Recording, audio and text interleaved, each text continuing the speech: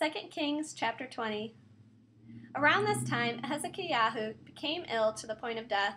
Yeshayahu the prophet, the son of Amoz, came and said to him, "Here's what Adonai says, put your house in order, because you are going to die. You will not live." Hezekiah turned his face around toward the wall and prayed to Adonai.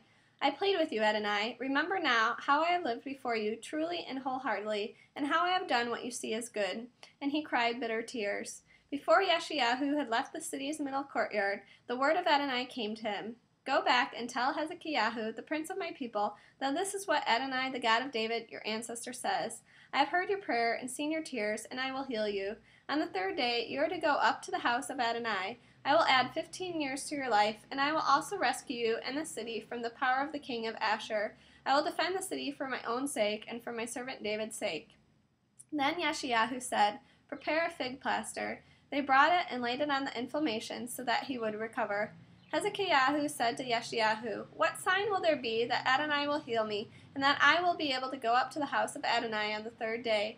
Yeshayahu said, "Here's a sign for you from Adonai, that Adonai will do what he said. Do you want the shadow of the sundial to go forward 10 intervals or backward 10 intervals?"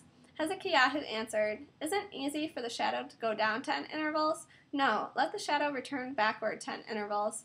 Yeshayahu called out to Adonai, and he brought the shadow on the sundial of Achaz 10 intervals backward after it had gone down that far. Baruchah Baladan, the son of Baladan, king of Babel, heard that Hezekiah had been ill, so he sent a letter and a gift to him.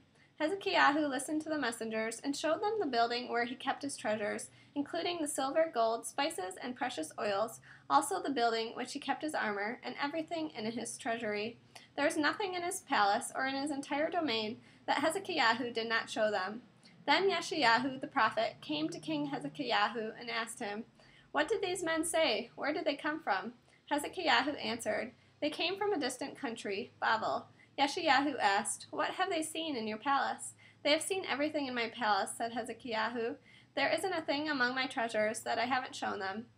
Yeshayahu said to Hezekiah, "Hear what Adonai says. The day will come when everything in your palace, along with everything your ancestors stored up until today, will be carried off to Babel. Nothing will be left, says Adonai. They will carry off some of your descendants, your own offspring, and they will be made eunuchs, serving in the palace of the king of Babel."